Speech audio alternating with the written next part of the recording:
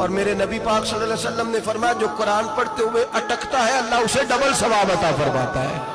فرمایا جو زبانی پڑھے سنگل ثواب، جو دیکھ کے پڑھے اسے ڈبل ثواب۔ حضور کیوں؟ فرمایا اس لیے کہ میرا قرآن دیکھنے پہ بھی اللہ ثواب عطا فرماتا ہے، قرآن دیکھنے پہ بھی اللہ ثواب دیتا ہے، دیکھنے کا بھی ثواب ہے۔ رمضان شریف میں قرآن پاک پڑھے، کھول کے پڑھے۔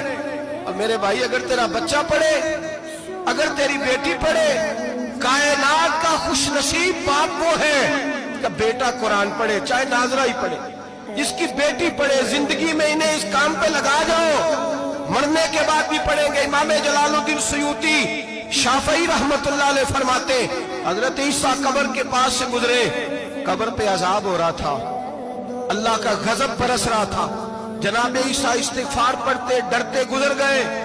تھوڑی دیر کے بعد، چند گھنٹوں کے بعد گزرے تو اسی قبر پہ پھول کھلے ہوئے تھے۔